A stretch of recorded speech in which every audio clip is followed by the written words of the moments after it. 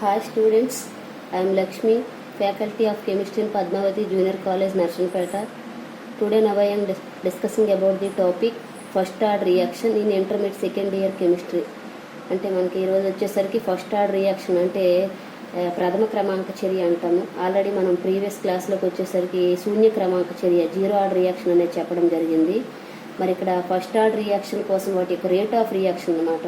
అంటే first order రియాక్షన్లో rate of reaction అంటే చర్య రేటుని క్యాలిక్యులేట్ చేయడం, నెక్స్ట్ ఎగ్జాంపుల్స్, నెక్స్ట్ దాంతోపాటు మనకి దీనిలో గ్రాఫ్ ఏంటి వస్తుంది, నెక్స్ట్ దీనిలో యూనిట్స్ ఏంటి, నెక్స్ట్ రేట్ ఆఫ్ రియాక్షన్ ఎలా క్యాలిక్యులేట్ చేస్తాము అనేది ఇక్కడ మనకి ఈరోజు చూద్దాం. అయితే మనకి ఇక్కడ first order reaction already previous క్లాస్లో మనం zero order, first order, second order అనేది ఎక్స్ప్లెనేషన్ ఇవ్వడం జరిగింది, అంటే డెఫినేషన్ చెప్పడం జరిగింది. ఒకసారి డెఫినేషన్ తీసుకున్నట్లయితే in first order reaction the rate of reaction is proportional to the first power of the concentration of the reactant. అంటే ఏదైతే మనకి ఏదైనా ఒక రియాక్షన్ కెమికల్ రియాక్షన్లో ద రేట్ ఆఫ్ రియాక్షన్ అంటే ఆ చర్య రేట్ అనేది వాటి యొక్క క్రియాజనకాల యొక్క గాఢత అనేది ఒక్కటైతే దాన్ని ఇక్కడ మనం ఏంటంటామంటే ఆ చర్య రేట్ అనేది ఒక్కటైతే దాన్ని ఏమంటామంటే ఫస్ట్ ఆర్డర్ అంటే ప్రథమ క్రమాంక చర్య అని చెప్పడం జరుగుతుంది.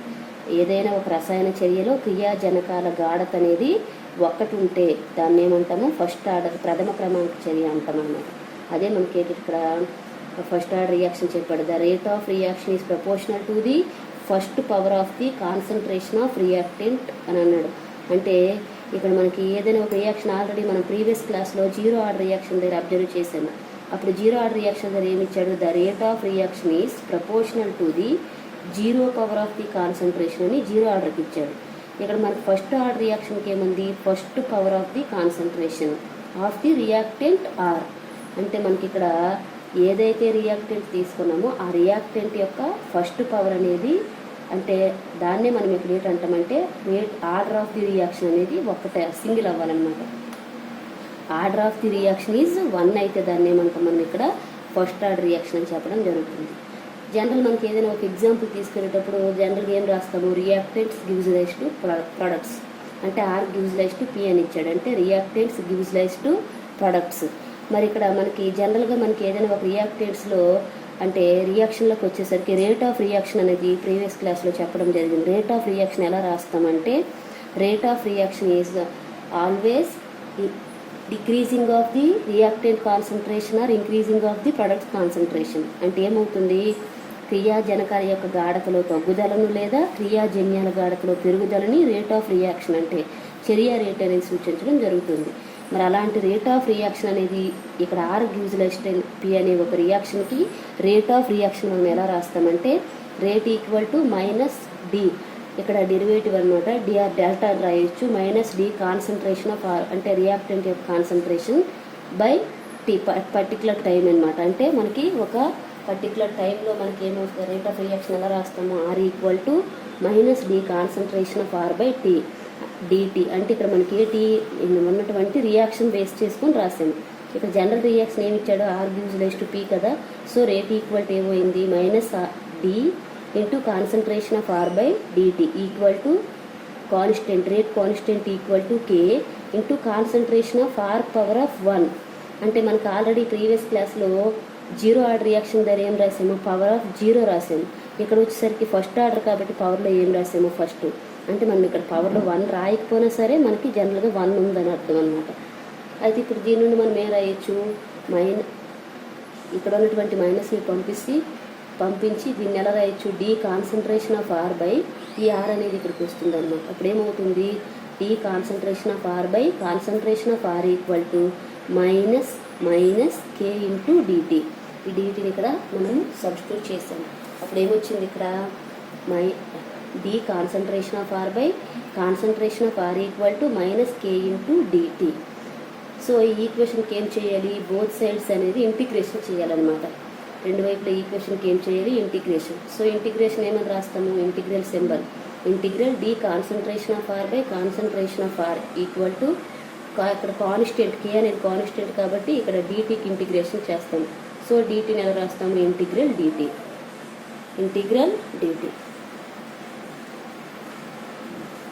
మనం ఒకసారి ఇది ఇలాగ అబ్జర్వ్ చేసినట్లయితే ఒకసారి ఇక్కడ ఇంటిగ్రేషన్ ఒకసారి అబ్జర్వ్ చేసినట్లయితే ఏం రాస్తాము, integral D concentration of are by concentration of are equal to minus K into integral DT. ఇక్కడ కే కాన్స్టెంట్, మనం కేని ఇంటిగ్రేషన్ చేయకుండా డిటీని ఇంటిగ్రేషన్ చేస్తే ఏమొచ్చిందంటే ఇంటిగ్రల్ డిటి అనమాట.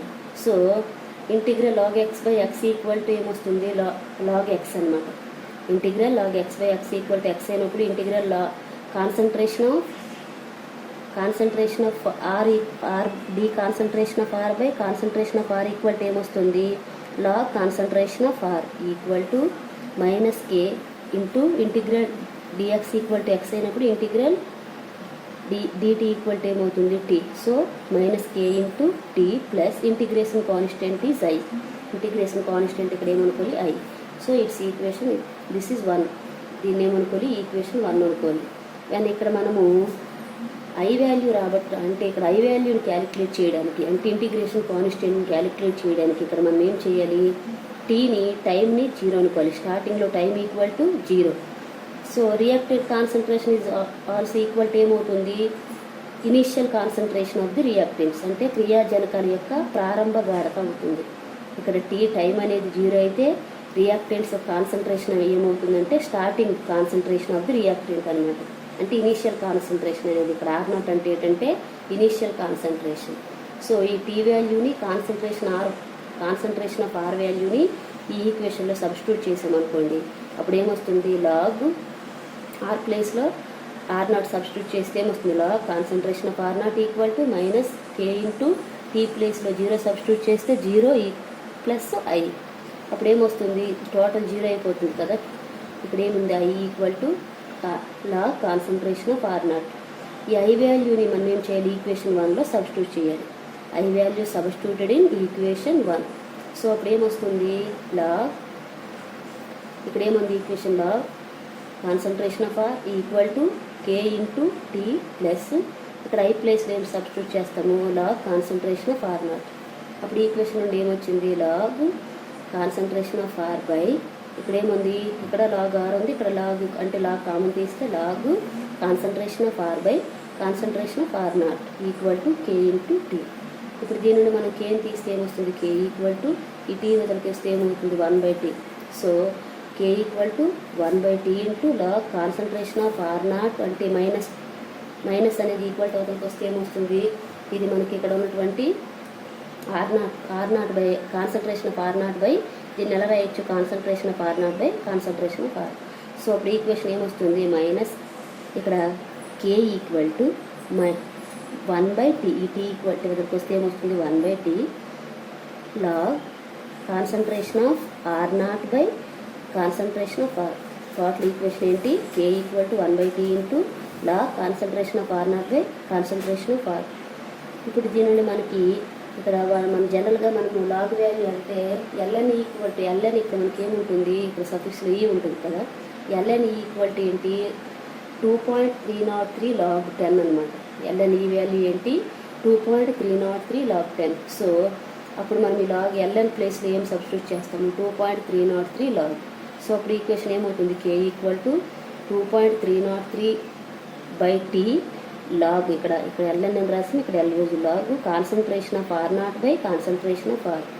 ఇప్పుడు మనకి జనరల్గా ఇది మనకి ప్లాట్ అంటే ఒక గ్రాఫ్ మనము గీయడానికి ఈక్వేషన్ నుండి ఎలా మనం రాసుకోవచ్చు, log concentration of R0 by R equal to k వెళ్తే ఏమవుతుంది, కే ఇంటూ టీ బై 2.303 అని ఈక్వేషన్ రాయొచ్చు. లేదా మనం ఇప్పుడు ఈక్వేషన్ని ఆపేయవచ్చు అనమాట. This is first order reaction. అంటే ఇది ఏమవుతుంది, ఫస్ట్ ఆర్డర్ రియాక్షన్ యొక్క రేట్ కాన్స్టెంట్ అనమాట. Rate constant of first order reaction అంటే ప్రథమ క్రమాంక చర్య యొక్క రేటు స్థిరాంక సమీకరణం అని చెప్తాను. ప్రథమ క్రమాంక చర్య యొక్క రేటు స్థిరాంక సమీకరణం ఏమొచ్చింది, కే equal to 2.303/t log concentration of R0 by concentration of R. ఇది most important one of the most important rate of reaction in chemical kinetics. అంటే ఇది మనకి రసాయన గతిక శాస్త్రంలో ఇది కూడా మనకి మోస్ట్ ఇంపార్టెంట్ రియాక్షన్ అనమాట. అంటే ఈక్వేషన్, మరి ఈక్వేషన్ మనకి కరెక్ట్గా గుర్తుండాలి. కే ఈక్వల్ టు ఏమొచ్చింది 2.303/t log concentration of R0 by concentration of R. అయితే ఇక్కడ మనకి అన్ని వాల్యూస్ తెలియాలి. కే ఈక్వల్ టు ఏంటి, rate constant, first order rate constant అనమాట. T equal to time. Next concentration of R naught equal to ఏమవుతుంది, initial concentration of the reactants. మరి ఇలా concentration of are equal to ఏంటి, reactive concentration. అంటే ఏదైతే మనం చర్య తీసుకున్నామో, అంటే కే అంటే రేటు స్థిరాంకము, టీ అంటే కాలము, ఆర్ నాట్ కాన్సన్ట్రేట్, ఇక్కడ ఇలాగ స్క్వేర్ బ్రాకెట్లో ఆర్ నాట్ ఉంటే దీన్ని ఏమని రాస్తామంటే క్రియాజనకాల యొక్క ఆరంభగాడత అంటాము. నెక్స్ట్ క్రియాజనకాల యొక్క ఆరంభగాడతని ఆర్ అంటాం, కాన్సన్ట్రేషన్ ఆఫ్ ఆర్ అంటాం. అది మనకి ఈక్వేషన్ అన్నమాట. మరి ఈక్వేషన్ నుండి మనం దీని నుండి ఏం రాయొచ్చు, గ్రాఫ్ కూడా మనం రాసుకోవచ్చు. మరి దీనిలో గ్రాఫ్ తీసుకున్నట్లయితే ఒకసారి ఇలాగ అబ్జర్వ్ చేయండి. గ్రాఫ్లోకి వచ్చేసరికి గ్రాఫ్ ఇక్కడ ఏముంది, జనరల్గా గ్రాఫ్ ఒకసారి అబ్జర్వ్ చేసినట్లయితే గ్రాఫ్లో మనకి చూపించాడు. జనరల్గా మనము ఎక్స్ యాక్సిస్, వై యాక్సిస్, మనకి ఆల్రెడీ ప్రీవియస్ మనకి రేట్ ఆఫ్ రియాక్షన్ వచ్చింది కదా, దాని నుండి X axis, Y axis, X axis పైన ఏం తీసుకున్నాడు, టైం తీసుకున్నాడు. వై యాక్సిస్ పైన ఏం తీసుకున్నాడు, log concentration of R naught by concentration of R. Richard if we get plot a graph between log concentration of R naught by concentration of R versus T. T అంటే ఇక్కడ time. Graph గీస్తే ఏమొచ్చింది, ఒక general ఒక slot అనమాట, ఒక సరళ రేఖ అనేది ఫామ్ అయ్యింది, స్ట్రైట్ లైన్ అనేది ఫామ్ అయింది. మరి దీనిలో స్లోప్ ఈక్వల్ టు ఏమొచ్చిందంటే, slope equal to K by 2.303, slope equal to K by 2.303 general graph అనమాట. మరి ఇది ఫస్ట్ ఆర్డర్ రియాక్షన్ యొక్క గ్రాఫ్. నెక్స్ట్ ఎగ్జాంపుల్స్ తీసుకున్నట్లయితే, ఇది కూడా ప్రీవియస్ మనం చెప్పాము. ఎగ్జాంపుల్ తీసుకున్నట్లయితే దీనిలో ఫస్ట్ ఎగ్జాంపుల్ N2O5 తీసుకుంటే ఏం ఫామ్ అయింది, N2O4 ప్లస్ హాఫ్ O2, అంటే ఇక్కడ rate of reaction equal to 1 అవుతుంది. అలాగే SO2Cl2, N2O5 అంటే నైట్రోజన్ పెంటాక్సైడ్ తీసుకుంటే N2O4 వచ్చింది, హాఫ్ O2 వచ్చింది. అలాగే మనకి థైనైడ్ క్లోరైడ్ SO2Cl2 తీసుకుంటే ఏమొచ్చింది, SO2 ప్లస్ Cl2, అంటే జనరల్ దీనిపై సల్ఫర్ డైఆక్సైడ్ అండ్ క్లోరిన్ అనమాట ఫామ్ అయింది. నెక్స్ట్ వచ్చేసరికి ఈక్వేషన్ అంటే ఎగ్జాంపుల్ 3 తీసుకుంటే హైడ్రాలసిస్ ఆఫ్ ఎథిలీన్. ఎథిలీన్కి మనము ఏం చేసామంటే హైడ్రోజనేషన్స్, హైడ్రాలసిస్ కాదు రిడక్షన్ అనమాట, one of the reduction reaction ethylene. అంటే మనం ఎథిలీన్కి హైడ్రోజనేషన్ చేస్తే ఏమొచ్చింది, ఈథేన్ వచ్చింది. ఇక్కడ కూడా మనకి రేట్ అక్కడ ఆర్డర్ ఆఫ్ ది రియాక్షన్ అంటే చర్యా క్రమాంకం దీనిలో ఒకటే వచ్చింది, దీనిలో ఒకటే ఉంది, దీనిలో ఒకటే ఉంది. కాబట్టి ఇవన్నీ కూడా ఫస్ట్ ఆర్డర్ రియాక్షన్స్ అనమాట, అంటే ప్రథమ క్రమాంక చర్యకి బెస్ట్ ఎగ్జాంపుల్స్ అనమాట. నెక్స్ట్ యూనిట్స్ తీసుకున్నట్లయితే ఆల్రెడీ మనం యూనిట్స్ క్యాలిక్యులేట్ చేయడం ప్రీవియస్ క్లాస్లో చెప్పడం జరిగింది. మరి దీనికి కూడా యూనిట్స్ తీసుకున్నట్లయితే ఏమున్నాయంటే units equal to second inverse, units equal to second inverse. Next వచ్చేసరికి calculation of the half life, calculation of the half life of a first order reaction. అంటే మనకి first order reaction already zero order రియాక్షన్కి మనము half life calculation చేసాము. జనరల్గా half లైఫ్లోకి వచ్చేసరికి మనం ఏంటో చెప్పాము, ఏదైనా ఒక రియాక్షన్ యొక్క మనం ప్రీవియస్ క్లాస్లో డెఫినేషన్ కూడా చెప్పాము. The half life of A reaction is the time in which the concentration of A reactants is reduced to 1/2 of it's initial concentration. అంటే ఏదైనా ఒక రియాక్షన్లో, ఏదైనా ఒక చర్యలో ఉన్నటువంటి ఇనీషియల్ అంటే ప్రారంభంలో ఉండే క్రియాజనకాలు అనేవి సగం విఘటనం చెందడానికి కావలసినటువంటి కాలాన్ని ఏమంటామంటే ఆ చర్య యొక్క అర్ధాయువు, దాన్ని హాఫ్ లైఫ్ అంటాము. ఆ చర్య యొక్క అర్ధాయువు అని చెప్తాము. దాన్ని జనరల్గా it's represented as T(r) T0.5. Already మనం ప్రీవియస్ ఎక్స్ప్లెయిన్ చేయడం జరిగింది. హాఫ్ లైఫ్ లేదా అర్ధాయువుని దేంతో సూచిస్తామంటే T(() లేదా T0.5 అని రాస్తాం. అయితే ఫస్ట్ ఆర్డర్ రియాక్షన్కి హాఫ్ లైఫ్ క్యాలిక్యులేట్ చేయడం చూసుకున్నట్లయితే జనరల్గా మనకి first order reaction rate of అంటే రేట్ కాన్స్టెంట్ మనం ఆల్రెడీ క్యాలిక్యులేట్ చేసాము. ఏమొచ్చింది రేట్ ఆఫ్ రియాక్షన్ ఫస్ట్ ఆర్డర్కి, ఫస్ట్ ఆర్డర్ యొక్క rate constant equation, rate of reaction కాదు, rate constant equation K equal to ఏమొచ్చింది 2.303/T log concentration of R0 by concentration of R. It is first order reaction of rate constant అనమాట. అంటే ప్రథమ క్రమాంక చర్య యొక్క rate స్థిరాంక సమీకరణము అంటాము. మరి ప్రథమ క్రమాంక చర్య రేటు యొక్క సమీకరణంలో T equal to T half అనుకోవాలి, concentration of R equal to concentration of R0 minus 2/2. అంటే ఇక్కడ మనకి టైం T ఆఫ్, కాలాన్ని T ఆఫ్ అనుకోవాలి. క్రియాజనకాల యొక్క గాఢతను ఏమనుకోవాలంటే ప్రారంభంలో ఉండే క్రియాజనకాల గాఢత బై 2. అంటే మనం డెఫినేషన్లో చెప్పాం కదా, ప్రారంభంలో ఉండే క్రియాజనకాలమే సగం విఘటనం కాబట్టి బై 2 చేస్తామన్నమాట. నెక్స్ట్ ఈ వాల్యూస్ టీ వాల్యూని ఆర్ వాల్యూని ఈ ఈక్వేషన్లో సబ్స్టిట్యూట్ చేసి ఇప్పుడు ఏమొస్తుంది K equal to 2.303 by T plus ఏం రాసాము T half log concentration of R naught. అంటే మనకి ఈక్వేషన్లోకి వచ్చేసరికి కాన్సన్ట్రేషన్ ఆఫ్ ఆర్ నాట్ ఇక్కడ ఏముంది, మనం ఈ వాల్యూ టీ వాల్యూని ఆర్ వాల్యూని మనం సబ్స్టిట్యూట్ చేస్తే ఏమొచ్చింది కే equal to 2.303 by T half log concentration of R naught by ఇక్కడ ఆర్ ప్లేస్లో ఏం చేయాలి concentration of R naught by 2. R naught cancel అయిపోతే ఏముంటుంది ఇక్కడ జనరల్గా log 2. So K equal to ఏమొచ్చింది 2.303 by T half into log 2. జనరల్గా లాగ్ 2 వాల్యూ ఏంటి 0.3010. ఇంకో ఇక్కడ రాసాము లాగ్ 2 వాల్యూ ఈక్వల్ టు 0.3010 లాగర్థంలో చూసుకున్నట్లయితే ఈ వాల్యూ ఉంటుంది.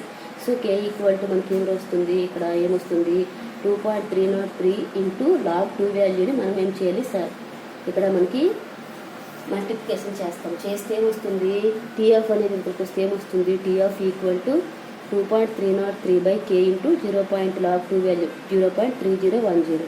ఈ రెండు మల్టిప్లికేషన్ చేస్తే ఏమొస్తుంది 0.693. ఈ రెండింటిని మల్టిప్లై చేస్తే వస్తుంది 0.693. So T half equal to ఏమొచ్చింది 0.693 by K. It is half life of the first order reaction. అంటే మనకి ప్రథమ క్రమాచర్య యొక్క అర్ధాయి సమీకరణం చాలా ఇంపార్టెంట్. వీటిల్లో కూడా మనకి ఐపీఈ పర్పస్లో రావచ్చు, లేదా ఏదైనా మన కాంపిటేటివ్ ఎగ్జామ్లో కూడా హాఫ్ లైఫ్ కోసం బిట్స్ కూడా రావడం జరుగుతుంది. మరి మనకి ఫస్ట్ ఆర్డర్ రియాక్షన్ యొక్క హాఫ్ లైఫ్ ఏంటి T half equal to 0.693 by K. First order reaction యొక్క హాఫ్ లైఫ్ తీసుకున్నట్లయితే ఏమొచ్చింది 0.693 బై కే. కాబట్టి ఇది మనకి ఈరోజు టాపిక్. రేపు వచ్చేసరికి దీనిలోని హాఫ్ లైఫ్ తర్వాత pseudo first order reactions, next molecularity of reaction అనేవి నెక్స్ట్ టాపిక్స్ అనేవి నెక్స్ట్ క్లాస్లో చూద్దాము. నమస్తే.